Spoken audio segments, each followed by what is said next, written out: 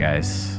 Of course, we're Crucible Radio, the show for all things PvP. But I don't know about you guys. I'm going to be honest, not played a lot of PvP so far this week. I could talk about like maybe the one or two games of Supremacy I talked about. Played a lot of Supremacy and I like it, but I'm a little obsessed with the raids right now. I say we just go for it. It's Rise of Iron. It's a joyous time of year. You know, we've done PvE episode before. Let's do a PvE episode. And with a little Supremacy in there too. The PvE episode. The PvE episode. Once a year we get to use that. It's worth it. No more after that. Can you guys tell we're really tired playing too many strikes? Yeah, we got yet more to grind. All right, let's get into it, guys. On with the show. Woo! Well, Swain, congratulations. World's first on the new raid. Yes, I don't know how done. you did it. Amazing work. Amazing work. Granted, we're recording this on Thursday, so I just assume that you're going to get World's first. Right. This comes out the day after, a couple days after. We want people to just, feel like we're caught up. So we're just going with what we assume will happen. Yeah, there you go. I'm really good at PvE, so I'm assuming that I would win. So, boom. I mean, it would be irresponsible to think any otherwise. Well, aside from your stunning raid achievement, Swain, how are you? I'm doing pretty good. It's been a long week. A very long week for me. I'm tired. I had a allergic reaction to something yesterday, so I couldn't even play. But I'm recovered. I'm here. Bones, how are you? Well, I want to say it would be really weird if we did an episode of Crucible Radio without you. So I'm glad you're feeling better. I'm feeling pretty good. I've had a solid week. I bought a new pair of jeans, and they're the best pair of jeans I've ever owned. I'm very happy about that. In terms of Destiny, things have also been good. I've had some decent drops, few here and there. Just generally, I'm really enjoying the experience and the whole tone and vibe of the expansion. It's Destiny. It's more Destiny, and it's good. It's very good. I'm very happy. The snow is exactly what I wanted, and it filled a lot of very very satisfying little bonesy quirks for me. So all in all, solid. Birds, what about you? I'm having a fantastic week. I played one of my favorite PvE missions in Destiny of all time for the first time last night and had an amazing experience. But we'll talk about that later. Yes. I too have had some good drops. But actually, why don't we start there? Let's talk drops. All right. I'm dying to get to some Supremacy for all those who are worried if this is the next Overwatch episode where we don't talk about Destiny. I'm going to talk about some Crucible. About Destiny, just the opposite of what we usually do. Yeah. And this time we're not going to do it a month after the thing dropped. Exactly. And everyone's in the same boat as us. We know it. There are so many PvP dudes out there going like, I kind of want to play Strikes tonight. And we have been like that since Tuesday. What are your best drops so far? I'm liking this new year in Rise of Iron. I have quite a few awesome things dropped for me. First thing I did was buy a bunch of faction packages, and I got the Grasp archetype pulse rifle from the Future War Cult. I got their scout rifle. I got their fusion rifles. I got multiple fusion rifles from them. And I got a rocket launcher that I've been using ever since. Ever since then, it is stuck to my side. It's got pretty good velocity. It's got a max blast radius. It's pretty awesome. And it's got some tracking on it, so I've been using it in PvE. But I also got a pretty sweet LDR to drop. And that's right. My personal favorite, literally hours before this podcast was recorded, I got Saladin's Vigil, the fusion rifle with accelerated coils and small bore. And I am very excited. How does accelerated coils feel on it? I haven't leveled it up yet, but okay, I will report on that next week. I'm sure I'll play a ton of PvP with that. Well, I've done okay. I don't think I've done as well as you have. I did not save up as much heavy ammo as I would like to have right now. I have gotten a couple decent sniper rifle drops. I got a pretty decent 1,000-yard stare. I got a pretty decent LDR that I've actually equipped. That's my max light secondary right now. Got not a ton of new drops. I got a Ruin Wake. That was pretty decent.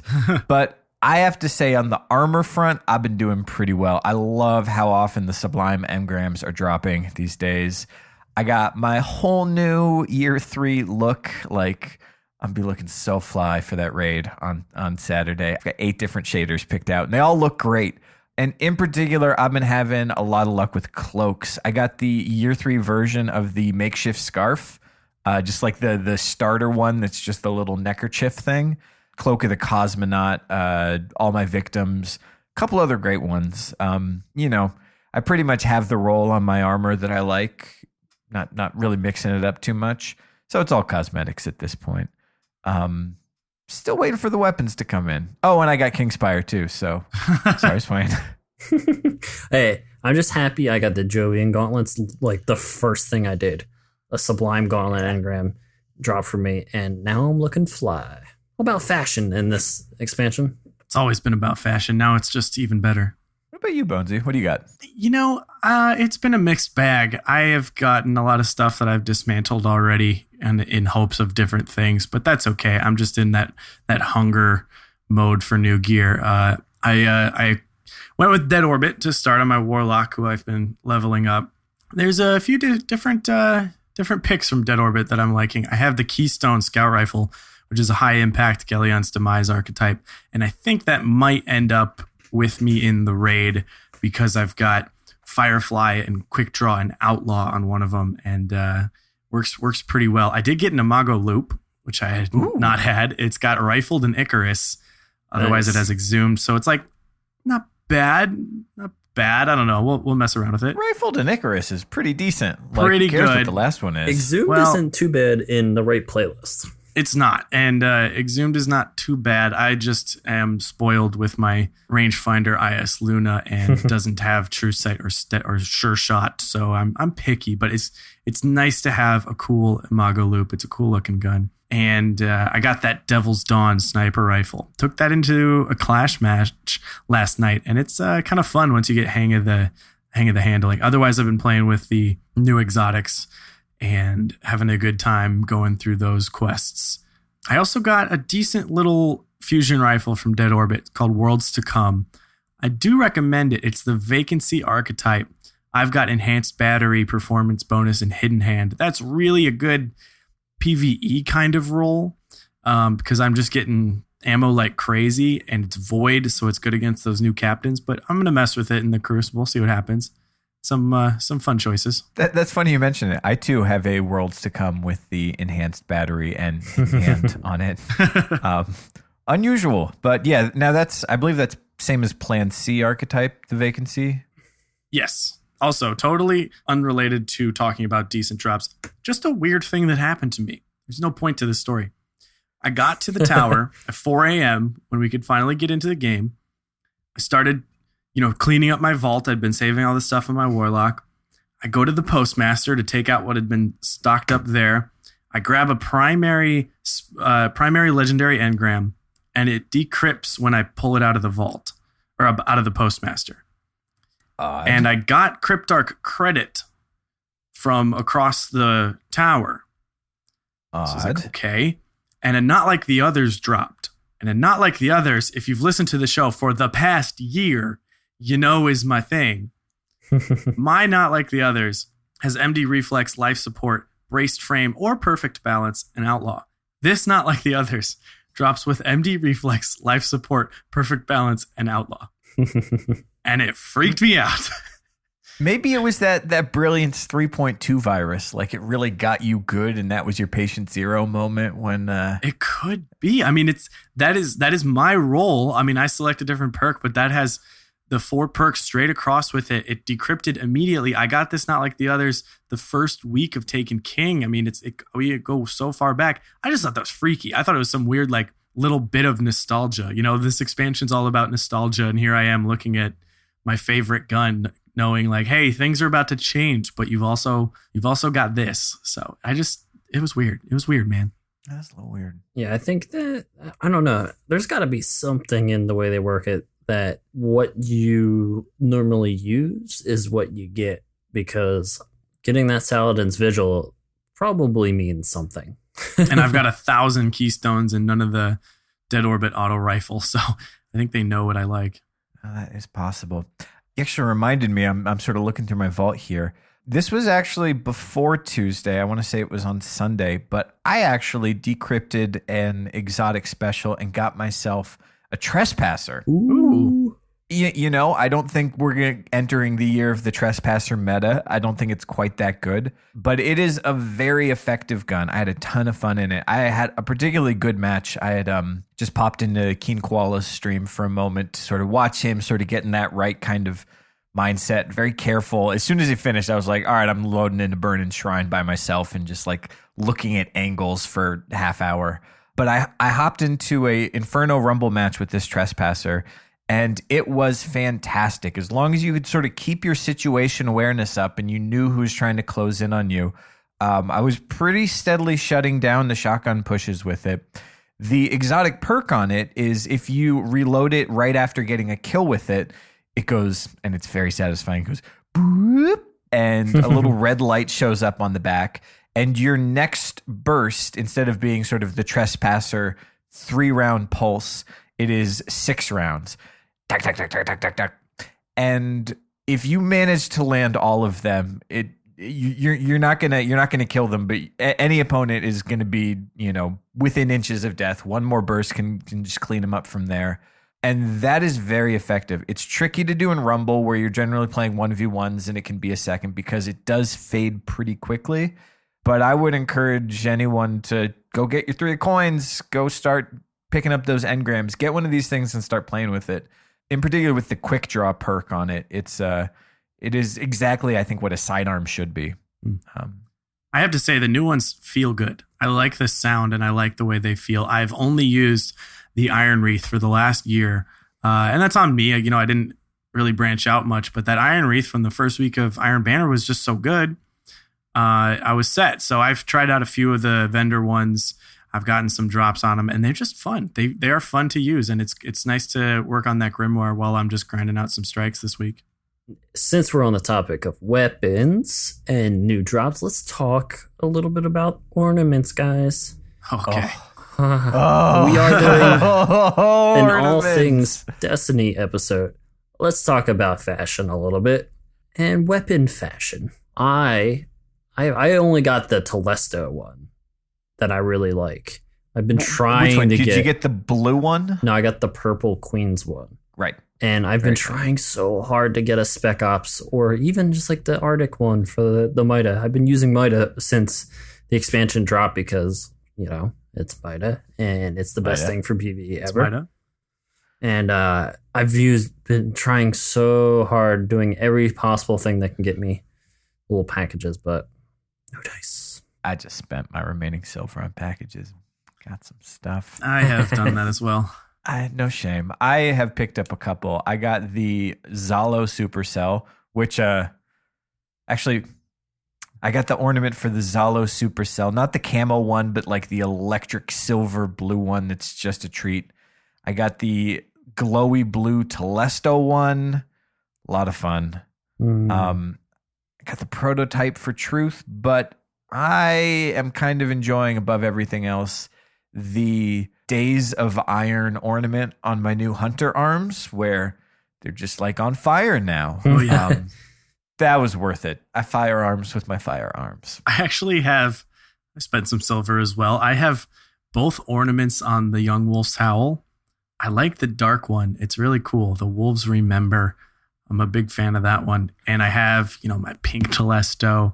I got the Carry-On Hawkmoon, which is pretty cool. It looks good. It is tough to compete with Moonglow that has that lighting effect. I mean, come on. That's just not fair. Otherwise, I have both Truth ornaments, and I did put the firearms on my Hunter. But yeah, I'm waiting for the Kvostov or Mida. Oh, you know, I'll take Zalo as well, because that apparently is the best gun in the game this week with all the arc burn. It is like, I was like, oh, I've never used you before. Suddenly I'm in love with it. I got I've really come around. The Poga, the Russian one for the Kostov. Makes it all blue and has the logo on it. Actually, guys, because we've been mispronouncing all of the Russian words in this game since day one. Yep. I actually was talking to a fellow over email. His name is Captain Lee. I think I'd mentioned in a previous episode I was not sure how to pronounce Kvostov. I think Kvostov. I'm dialing in on it. But as a little primer, a very nice guy. He recorded a small audio segment explaining how to pronounce Kvostov. Poba. It's not Poba. Those letters look like that. They're completely different letters. It's like Russian NASA. And a couple other things. And I like the clip so much, I wanted to play it. And we're all going to learn how to say Kvostov properly. Hello, and now try to explain how to pronounce Khvostov. Well, in Russia, that would be the last name, and you would say something like Mikhail Khvostov. So you start with saying then you say v. It's kind of something in between V and F. And then depending on where you're from, you can say, instead of O, you can say A, or you can just say O. So you say Khvostov. And again, in the end, it's also kind of something in between V and F. Khvostov. Khvostov. Khvostov. And if you're interested in how those weird letters everywhere in Cosmodrome are pronounced, they're pronounced RFBA, which is RFBA, which is Russian Bureau of Aeronautics. And then most of those letters above the entrances, they do say do not enter, which is Vhod Vоспрещен. Thank you, and I hope that was helpful. Kvostov. Kvo. I can't say that. Kva. Kva. Kva. Kvo. Kvostov. Kvostov. There you go. I did it. Kvostov. Kvostov. Kvostov. Kvostov. I think I need some vodka before I try that again. Beef episode. Anyways, Captain Lee, thank you for that. We should talk about Kvostov and that mission. But before we do, on the topic of guns, we've talked about drops, we've talked about ornaments. What about vendor rolls? I know that was, first thing, 4 a.m., head to the tower and see what's available. What have you guys picked up and what do you like so far? Well, I mean, before we even start, the hand cannon from Crucible. It is a must buy, especially if you've been on that IS Luna grind for a very long time. The palindrome, it has rangefinder, it has rifled barrel, it is a solid weapon, and it will do you good in the Crucible. Besides that, I've also bought Event Horizon, which is the sniper rifle from the Crucible, and it comes with a nice roll. Short gaze, spray and play, small bore, hidden hand.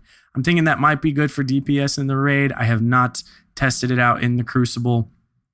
That is the highest impact sniper rifle, yes? It is. These are the Effort Eat Spears. Yep. So it's useful potentially in PvP if you really need to make sure that you can shut down any super in the game. Its handling is nice. Like I wouldn't complain about how it handles. I didn't really take it into PvP, and I haven't really I haven't really used a sniper rifle in PvP in a long time.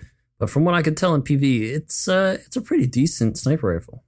I didn't test the Event Horizon, but I did play with Devil's Dawn from the Strikes, which is the same archetype. It has a little less range and stability than the Event Horizon, but I used to snipe with Effort Eat Spear a lot. I actually did like that high impact, kind of slow moving things, and that does appeal to people. I remember really enjoying that in Trials back in year one. So, it took me a little bit to adjust, but I got used to it again. I remember Bones stumping off a few shots with his Effort Eat Spear first. I was gonna mention that, but figured we'd let him slide. Play to win, baby. Play to win. Well, I picked up a couple fun ones. I saw that new scout rifle from the Vanguard, and I compared it to everything in my archive and found this was the new legendary Mida archetype. This one is interesting. It's got a pretty decent roll on it. Outlaw, which I happen to really like as a perk, although maybe not as much on a scout rifle with high reload. Small bore, always nice. It's got explosive rounds too, and reactive reload, which is actually a lot of fun, especially in a PvE situation where you reload, you get a little bit of damage bonus after a kill. Little tricky being the same archetype as Mida because it is definitely not as sticky as Mida is. It's a bit harder to hit those headshots. But a solid gun worth picking up. You should go get that palindrome first. And I also got the Dead Orbit Last Ditch 001, which I got to say, still holding on to my year one Matador, but that's a pretty decent shotgun. Well, I've seen just about everyone else get a nice Matador from the Crucible this week. Waiting on that, but my Party Crasher still holds in there pretty well. I'm waiting for next week to switch my factions over to Dead Orbit on my Titan. Go for some of that sick camo gear and some good weapons. I love that. I love they got a little bit of purple in their gear now, black and white and purple. Can I just say, too, a little quality of life thing? Getting a faction package and getting to choose what you get out of the faction package. Can never go back. Hello. That's going to be one of those changes down the line that we're like, oh my God, can you remember when we used to like just be given whatever? Ugh. And you took it and you liked it. Thank you for yet another grim citizen, Shax. You dick. Well, guys, let's pause right here because we got to give a shout out to this week's sponsor, Dollar Shave Club.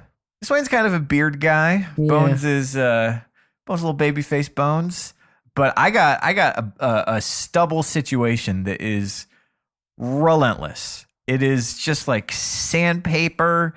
If I don't get a real close shave, real good moisturize and all that, just tears me up, and it's no fun for anybody. All of a sudden, I come home one day, and waiting for me is the starter pack from Dollar Shave Club, and this tiny little box is incredible. Inside, I got razors. I think they're up to like 6 blades in these razors. Very close shave. There was some soap in there too, some bar soap, not super floral, just sort of a nice subtle scent. But the thing that really changed my life, I'm shaving better than I ever have in my life, is the 2 shaving products they provide. They had a shaving butter that is just, it's perfect. It's not foamy. It doesn't clog up your razor. It's not too thin. It just protects your skin. It's incredible. I'll never use anything else. And their post-shave balm is amazing. Even if you get a little bit of that razor burn, it soothes, it heals, it moisturizes, it locks it in. The razors are incredible. Here's the deal, guys. You don't have to choose between price and quality anymore to get a shave as good as mine. DollarShaveClub.com. That's the answer. They hook it up. They will send you razors as you go through them because you shouldn't just keep using that same razor forever. Gross. But just to prove how amazing their shave really is, right now they're going to give you the first month free to join the club. They deliver it right to your door. It's a third of the price of what you're going to pay at the drugstore, with your store brands. You got to listen to that thing go off if you try to grab a razor. Ugh. Oh, I got to have the guy come over and unlock it for me so I can pay $20 for 3 razors. I'm never going to go to the drugstore again, and neither are you once you join the club. I have no problem saying it. This is an easy sponsor to thank because they make a fantastic product. You should go check it out. And because Dollar Shave Club loves Crucible Radio, they're hooking it up. First month is free. All you got to do is go to dollarshaveclub.com/crucible. dollarshaveclub.com/crucible. They're going to hook it up. Just check it out. Trust me on this. And guys, girls too, like the missus has completely raided this whole kit. She's stealing my razor. She's stealing my shave butter and my balm. It's for her mustache, it's right? just that good. My balm for her handlebar mustache. I picked a keeper. Okay, so we're still trying to get to that supremacy, but before the grind, before the drops that we're all worried about for PvP, we played through a new little story quest, and for one that was short. Hold up! What? Spoiler alert to all you who haven't played the story. Oh my goodness. Maybe stop Unimaginable, Maybe- but I suppose it's possible. here. Yeah, maybe stop here, go to the end, and then just kind of feel your way back. I don't know. Feel your way back. Listen in reverse. If you've heard Fallout, you've gone too far. Bonesy, please continue. The quest. We became Iron Lords. We are the young wolf. We are the newest and the youngest Iron Lord to watch over the Cosmodrome from Fellwinter Peak. Young wolves. And yeah, it was short. This was a little expansion. This was not Taken King size. It didn't have our Vanguard characters that we're used to, but they introduced some what I thought were really good new characters. I'm pleased to interact with them at Fellwinter Peak for the next year, I suppose, and beyond. But I really liked it. I thought the opening is. I'm trying to think of any story mission in Destiny that beats the opening to Rise of Iron. And if you guys have one, I might argue that you're wrong. It was my favorite, I think. Yeah, that whole cutscene was hands down my favorite in the game. Even topping like the attack on the Dreadnought at the beginning of Taken King. Like that was good, but this was on some whole other level. It really was. I mean, this entire expansion is just cinematic in a way that we've kind of seen hinted at before in Destiny, but never quite got pulled off to the same degree. And I felt, yeah, I agree. I really connected with the new characters. I will take missions from Shiro any day. Shiro, you're in the hunter spirit of Cade, and you say funny stuff, do good stuff. Saladin, he's a little serious for me. I get it. All his friends died.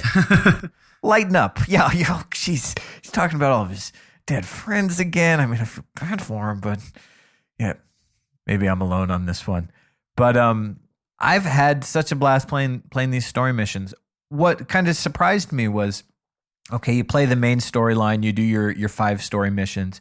How many other story missions there actually are when you start following the quests?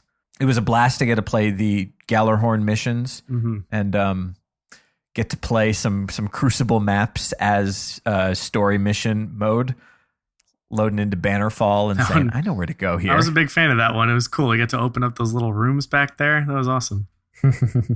Yeah, it's always interesting to play on the PvP maps like you do with the Gallarhorn mission. Get to be on Sky Shock, everybody's favorite Trials map. It's coming. Year 2. We can make it happen, guys. Just keep playing those private matches on Sky Shock. Elimination 66. Derek will have to succeed. I mean, just whatever. He'll have to do it. I swear, he even said it here. But yes, it's so much fun. Like, they just give you unlimited heavy ammo for that mission, and you're just like rocking Devil Walkers. I like that aspect where they reward you with the gun and then they say, "Okay, go try it out. Go shoot." It's like, oh, can I have a with this second gun." here and level this up real quick? yeah. Nope. Along those lines, I enjoyed the Gallarhorn quest, but I played the Kvostov quest last night, and that final mission was probably, I played it no HUD. It was pretty late at night. It was challenging, but not impossible. It was a very long mission. You kind of get to hear a side of your ghost that you don't normally get to hear. And you get an amazingly cool gun at the end of it. And yeah, I was moved. It was, I guess that's all I can say. If you haven't played it yet, turn your HUD off and go follow that quest line. It's pretty stunning. And we will be doing some testing with Kvostov to see how it does hold up in the Crucible. I think the main thing to consider is that the perks don't change it into a different gun. If you put on the semi-auto, it's not a scout rifle. It's just an auto rifle shooting a little bit slower. So keep that in mind. But I do think that the design of this weapon is genius. I believe that Mr. Pang had a lot to do with that, and well done, because it's a satisfying gun to shoot. It looks cool. It feels good. And it's awesome. Like, all the choices are just... Oh man, I'm planning on spending hours just messing with each option. So really cool gun. Glad to have it. I got some research to do. Turn your HUD off and get your Kvostov and go play a different game. I feel like I'm in the the golden age, right as the darkness first arrived with my my AK and my lack of fancy heads-up display. I have a crush on Yolder. She's the best. I thought that I got to talk about that opening cinematic again, and then the final mission. It's almost weird to talk about it. You know, it's like tough to process that happened. And I liked that Bungie went with a little bit of maturity for that mission. You know, they brought the humor that Destiny needed with the Taken King and with the Ghost and you know, the new voice actor and stuff, and giving those lines a little more, I don't know, a little more snark to them and stuff like that. And the Rise of Iron follows that. There's some good lines. If you play the Archon Forge, the Ghost has a couple really funny quotes where he makes fun of Varix. But that final story mission was just like, I don't know, it's filled a little gap in this game where the immensity was there, and it made you kind of unsettled in a good way, where you're just like, whoa, there's real things happening here. And it makes it a little tough to make fun of Saladin for being sad. Now I feel bad. Yeah, you should. All of his friends died. Saladin's a big teddy bear. But yeah, everything about PvE has been really fun. It's hilarious seeing how many tryhards in the Crucible have been totally enveloped in exploring the Plague Lands and grinding strikes and preparing for that raid. It's very awesome. But the one thing this week that has been pulling me away from PvE has been Supremacy. I have not played the Rumble. I'll say that right now. I know maybe you guys have. You can weigh in. But 6v6 Supremacy, which is what we can expect for the first Iron Banner of Year 3, has been extremely fun for me, and I'm a big fan. And I think there's a lot more to develop in terms of the meta game of Supremacy. I'm really excited for this to be added to the rotation. Yeah, it's definitely an interesting game mechanic to have to pick up something after someone dies. Something that we're not used to in Destiny so far, and I'm loving it. I'm adjusting. It's a tough one for me, but having a roaming super has definitely played into my advantage.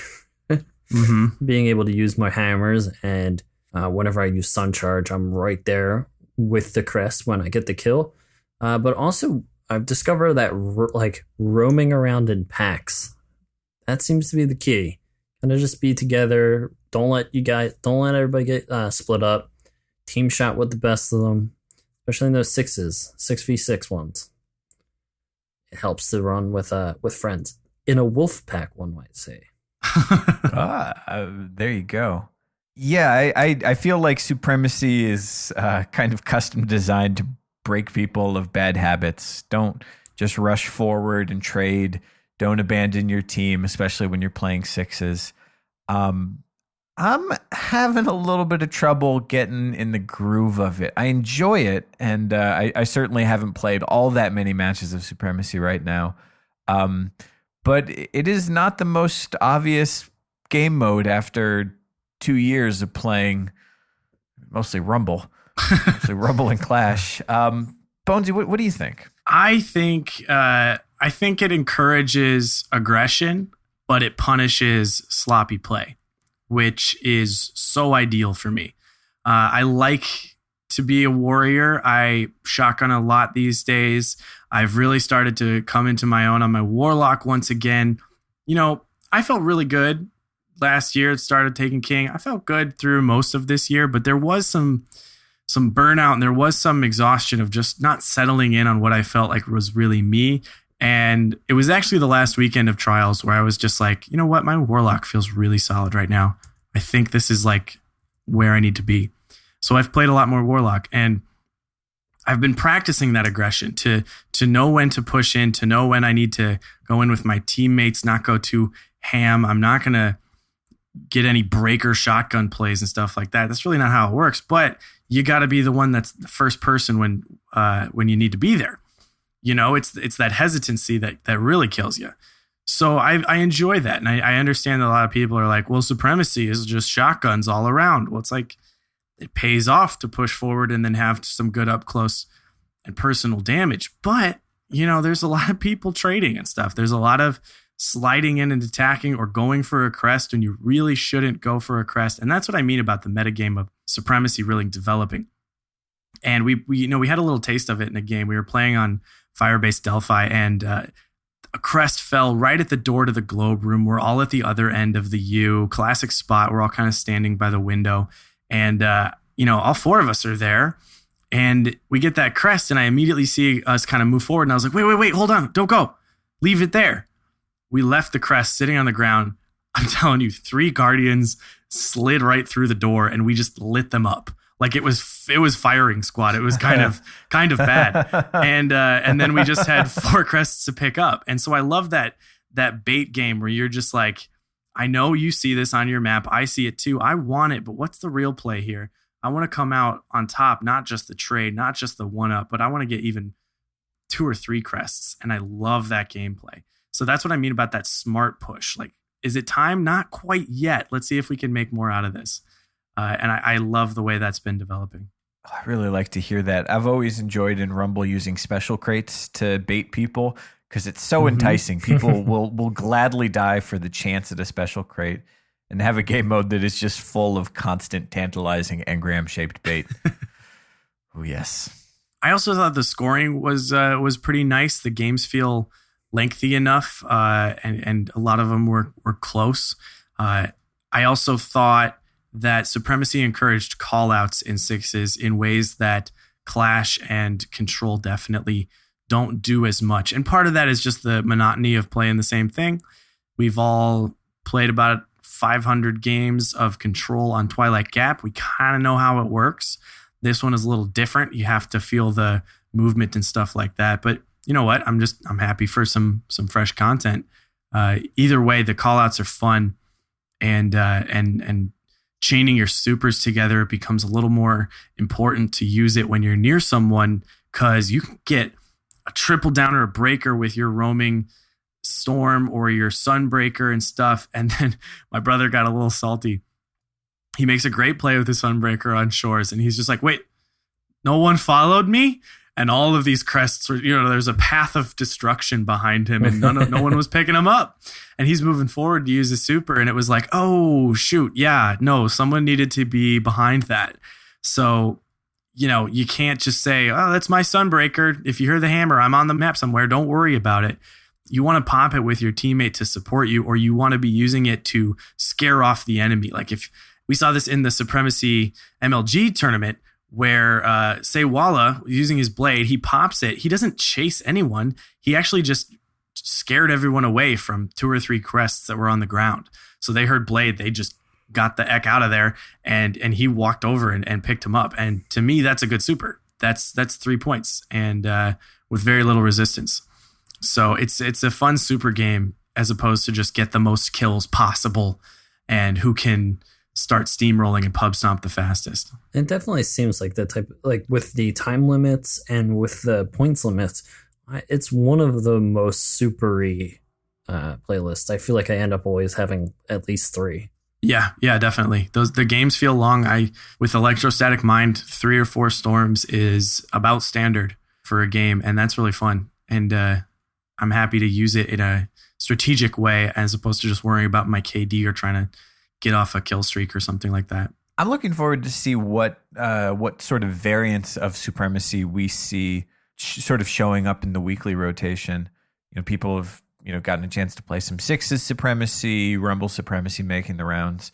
I'm curious to see how other game modes work, or just other team sizes work when you layer Supremacy on top of them. Mm-hmm. We gotta check 4 Supremacy off the list, see if that's it's a little more manageable while still not just slowing down to a complete stop. It's also the best way to do a 1v1.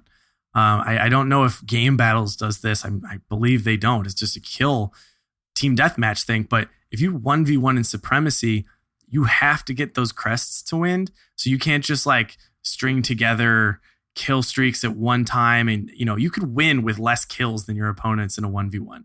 So if you really want to like tell your friends you're better than them, challenge them to a 1v1 in Supremacy. And use those crests to see who's actually doing the killing. Otherwise, we have a great Iron Banner to look forward to. I think so. I think Snipers will yeah. find their place. It's some adjusting to do. I think snipers really have to communicate, and they have to use that bait strategy. Don't think, oh shoot, I have a setup, but I need to run in and pick up a crest. Let it sit there and let some blueberry wander over. Go, hey, look at this crest sitting out in the middle of nowhere. No one seems to want it. Splat. And blow off their heads. Well, guys, I have to get back to strike grinding. Yes, you've got that raid to complete before anyone else in the world. Yeah, I already did it, but I already got to get ready for it. So time. It's like the Vex here at Crucible Radio. The timing, we're neither here nor there nor when. Well, guys, I hope you really enjoyed the second PvE episode we've ever done. PvE episode. You may have to wait till next year before we do another again. We'll see. We'll see what happens. Yeah, Bungie. SRL episode? Yeah, well, that's PvP. I suppose technically is Slepisode. Schlepisode. Sounds like something you need an ointment for. I need a cream for my Slepisode. Okay. Well, if you want more reasons to get excited about PvP in year 3, we have a special guest coming on who's going to tell us about an event that you can get involved in. What are you doing here? We're trying to record an episode right now. I don't know. I thought I would come bring you guys drinks. Oh, thank Okay. you. All right. Yeah, what do you I want? accept. Well, goodbye, Wait, then. you didn't bring? Thank You you. didn't bring them yet? You're going to ask us what I want? You're supposed to know what I want, man. What's my favorite beverage, Fallout? Margarita with the rim No. salted with warlock tears. Yeah. No, keep guessing. Guess until you get it right. Yeah, This show will be shouldn't take recorded long at all. until you guess Birds' favorite beverage. I'm drinking it right now. Hint, hint, hint. How is that a hint? Here, can you hear it? Well, it doesn't really make any noise. There's no ice or anything. Ah, yes, I can hear exactly that it's Oh, yes, Jameson. that liquid sounds different than other liquids. Right. Some liquids sound different. We all know that. What are we doing? We're recording a show. We're doing what's called a soft open sway. Now, Fallout, why are you really here? To talk to you guys about Crucible and my new event, Intro to Sweats. Ah. What is that? Well, Intro to Sweats is an event I've done before, and it's for people who are interested in getting hands-on experience with competitive PvP, but they either don't know how or they don't know what the traditional sweaty rules are. They don't have anyone to play with, or maybe they feel like there's a lot of pressure about doing well. So it's kind of like a stress-free learning environment where you can learn how to play Sweats. This is not the first Intro to Sweats. You've done this event before, and I actually participated in it last time. I think Bonesy did. This is an amazingly positive experience. All these people who are kind of at all different skill levels want to dip their toes in. It's a very safe environment. You learn how to play the very hardcore competitive style, but in sort of a more casual setting. Every single person who we interacted with just had a great time. Yeah, we've had a ton of really good feedback about this event. People ask me about it all the time, so I decided to bring it back because we got private matchmaking now, so why not? I was going to say that's a huge difference from the last time we all came together to do this, because a lot of that was explaining the search eval function, Searching 3. figuring out where everyone lives. Eval 3, They hold. think we're just making polite conversation. We're like, hey, where are you from? Okay, good. We need you to be on this team. But that's all going to change. That is all gone out the window. RIP. Now it's just about playing the game. It's about learning how to sweat. It's about learning how to play at a competitive level and working with teammates, even if they're not your usual fire team. And that's kind of a fun part about it too. Kind of touched on it in I think it was the last episode where we talked about best way to get better is to play with and against people better than you. So this is a very good chance to do just that in a controlled setting. So let's say somebody has played a lot of Crucible before. They've played all the playlists. Maybe they've played some trials, but they've never sweat before. They've never been in this environment. What should they expect that's different from loading into your Control or Clash playlist? Okay, well, in terms of the rules, I mean, the traditional standard that we've been playing with for months and months is no exotic armor. Exotic weapons are okay as long as you're not using a class-specific gun like Talawak or something like that. There is no intentional suiciding. Very important, because there are situations where you can be up against someone who is trying to wipe your whole team with a super, and you can kind of cheese the game by dipping out over a cliff. We don't get down that way. And I think the number one big thing is no heavy. And gosh, I'm forgetting the rules. Separate subclasses. Thank you, Bones. Dear God. All right. No duplicate subclasses. But in terms of how it plays, how is it different from sort of regular Crucible? In terms of how it plays, why don't we compare it to something like Trials, which I think is kind of slow paced for the most part. You know what I mean? You can go against a team that goes really, really hard, but for the most part, I think Trials is kind of slow.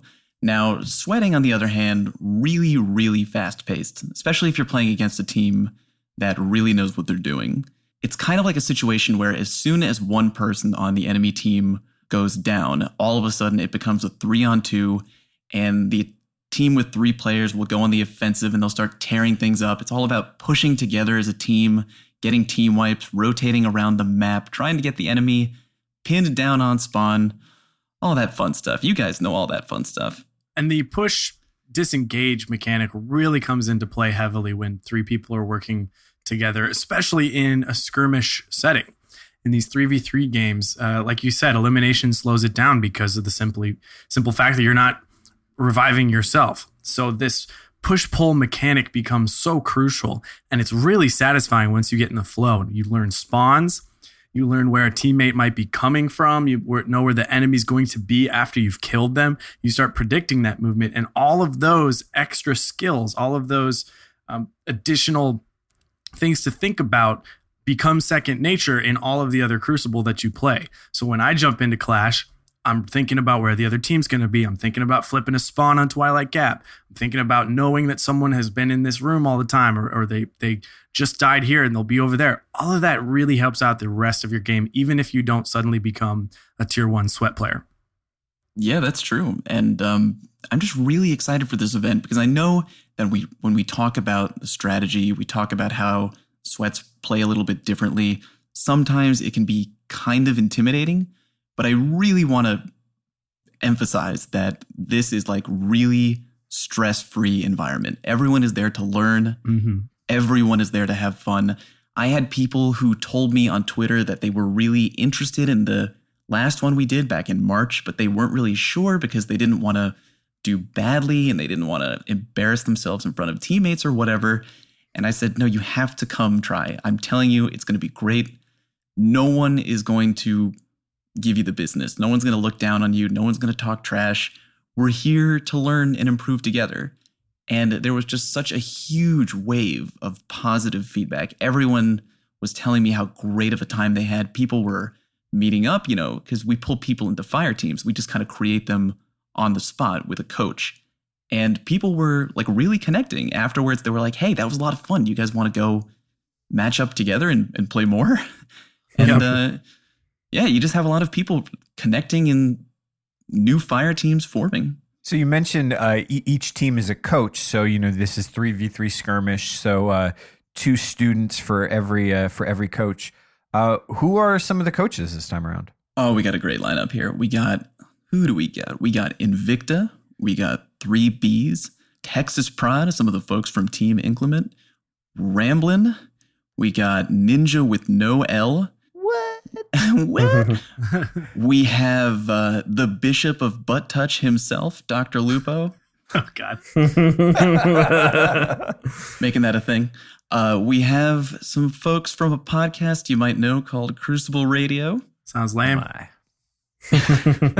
Confirmed.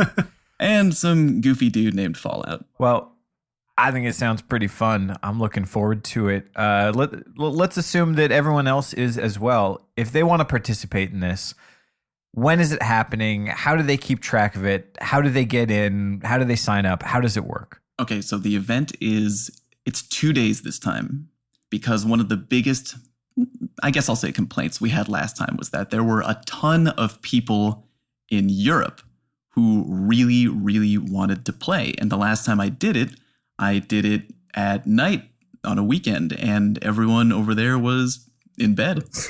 So now it's going to be on October 1st, which is a Saturday night at 9 p.m. Eastern until midnight. And then again on Sunday, October 2nd, from about noon Eastern time to 4 p.m. Eastern time. Nice. And if you're interested in participating, then all you have to do is just join my Twitch chat during that time. I'm going to have a ton of people helping me. By the way, the Twitch chat is twitch.tv/FalloutPlays. Quick plug. Now, I'm sure everyone is putting it in their calendars, but if they want sort of updates leading up to it and reminders, where can they hear about it? Where are you going to be talking about this? I will be talking about this a bunch on Twitter. So be sure to follow me there at Fallout_plays, and I will make sure you have all the information. But the short version is, if you're interested, all you have to do is just roll into my Twitch chat during the event, be patient, and when we ask you to, just share your gamer tag and your console, and one of the people, the great volunteers that I have lined up, they're going to pick you out of the chat, they're going to put you in a fire team, and we're going to make it happen. Well, that sounds just wonderful. Well, thanks, Bones. Are we going to be facing off again this time, Bones? Do you My want team to? versus your team? You seem to have kind of a rough go of it last time when my team I'm of sorry, what? brand new students walked all over you a few times. Birds, but, we're not about competition. It's about learning. That's right. I felt bad for your students. No, actually, cut all this out. This is negative. Gobi, remove all that. It's I'm funny. done. Fuck them all to death. I didn't know we were going to be cutting fresh wounds, open up a fresh wound, cauterize in here. Oh, damn. Oh, dear. Ah, yeah, you got to put that in. Come on.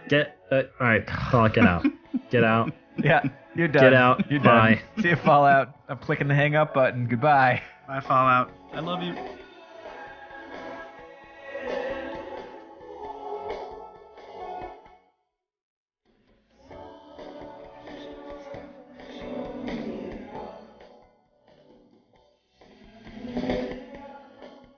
All right, guys.